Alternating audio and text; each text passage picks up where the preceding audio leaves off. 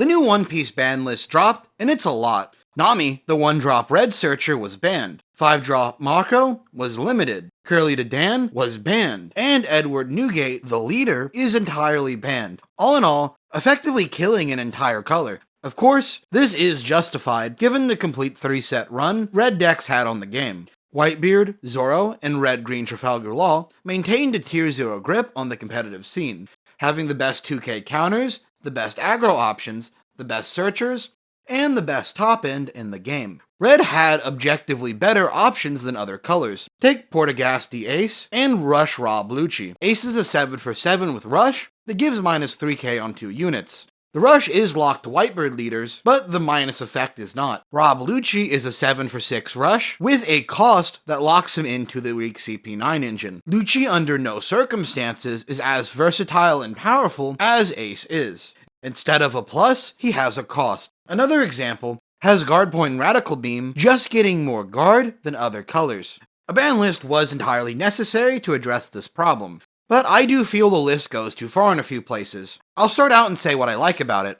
5-drop Marco being limited is good. Both Marcos having the ability to just not die is insane, and it created unsolvable board states for opponents. It wasn't healthy and needed to be minimized. Curly to Dan was a problem as well. Being able to search any 2k counter in a red deck was insane. Curly to Dan searching into Nami enabled some of Trafalgar Law's more problematic plays. A card into a card into a card that could either be reused or used to set up for the deck's insane plays at the Law player's leisure. The Dan also limits what 1-cost red units can be in the future, since every 1-drop red card will be searchable by Dan. It's not type locked like other searchers. Now, on to the problems with the ban list. Newgate should have been errated instead of banned. I think it is a terrible precedence to establish that a leader can be outright banned. There's no coping for a strategy once that happens. It is dead, and players have wasted their money entirely. This is a problem, especially with the large portion of One Piece support being locked or designed entirely around certain leaders. Imagine buying Alabasta support just to have VV banned. You now have mechanically useless and unplayable cards.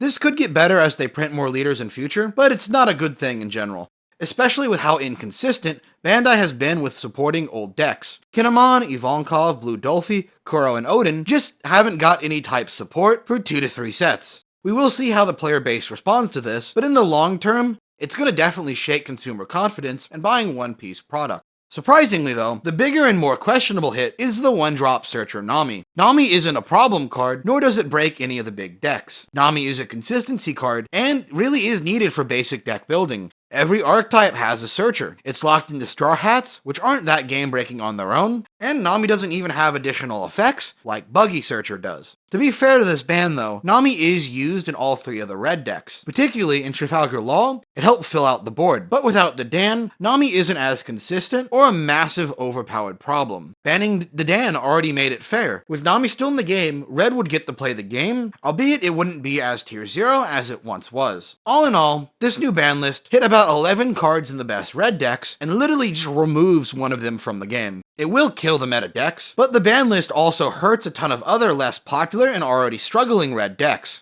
Structure Deck Luffy, Red-Green Luffy, Portagasti Ace, and most dramatically, VV are all suddenly just more in the garbage than they already were. These hits, mostly Nami, really did kill these decks' playability. It's an unfortunate but sometimes necessary side effect of just nerfing an entire color, as well as bigger strategies. Now, on the face of it, this should be where the story ends, right? Well, unfortunately, there's a bit more to it than just that. You see, all the cards that got hit on the ban list are being reprinted in upcoming sets and special products.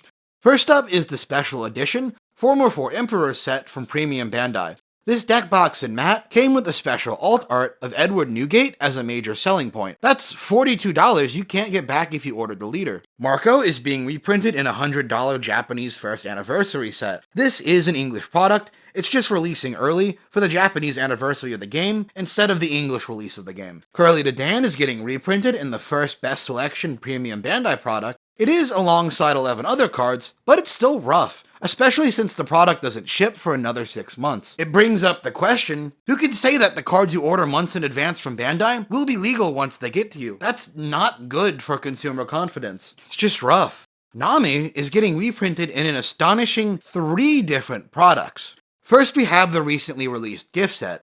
It's one of 13 different promos to pull, and was one of the main cards contributing to this product's value. To be fair, with how bad red was hit on the ban list, none of these cards were going to hold that much value anyway. The structure deck, the 3 Captains, is releasing including a reprint for Nami. It's very badly planned for a premium starter deck to release out of the gate with a banned card. Hopefully the hits to red won't invalidate the decks. Red-Purple Trafalgar Law looks like it'll still be okay, and probably pretty good, but Red-Purple Luffy looks to be in a really rough spot, already having some cards that made the deck successful in Japan hit on the English ban list. And lastly, Nami was being reprinted as a special rarity card in set 5 of One Piece. It's so big, they even advertise it on the website. Imagine getting a box and your secret rare slot goes to a banned card. It just feels bad. Of course, Nami will still have some collector's value, but it's not going to have as much as it should if the card wasn't hit on the ban list. These reprints seem kind of odd with how they banned the cards. It's like the card design, marketing, and balance teams just weren't communicating with each other. All in all, where does this leave the game? Well, consumer faith is taking a massive hit. Balance-wise, we're probably going to head into a yellow meta, replacing the previous red one. And I forgot that the only reason yellow wasn't smashing events was because it got obliterated by red. The way the previous meta worked is red and yellow completely invalidate every other deck in the game. However, yellow also couldn't be successful because it had terrible matchups with red decks, causing red to obliterate yellow. However, with red gone, yellow will most likely dominate the game, unless the release of the 3-leader structure deck can change things dramatically. I'm not too sure about that, but I hope so, because, well, people hate yellow casually, so it's not gonna be good for the game. Like, I've seen some seriously bad interactions arise from this deck. I think in this example, Bandai clearly hit the meta without thinking of what comes after. Say what you will about Konami hitting cards, and then using it entirely as a tool to print more money and force people to buy new products. They do at least hit the secondary best options to help balance it out in air quotes. It's why like Yu-Gi-Oh! Has really good formats, like the month after a ban list, and then it immediately gets terrible once the new stuff releases. Bit of a tangent, but it's my video, so yay. Personally, this ban list has me at a big loss. About 2 weeks ago, I picked up a Trafalgar Law deck fully. I had been collecting it bit by bit, and decided to pull the trigger and play it for an up-and-coming regionals. To practice for this, I've been grinding about 4 hours a day, learning the deck, and now I only get to play it competitively once, and I'm forever out $200. It makes me depressed, but it is what it is. I can't wait to go back to Katakuri and just be the bad guy at locals again. Yay me! Thanks for watching this unexpected video I made at 5 AM. I'll see you guys next time.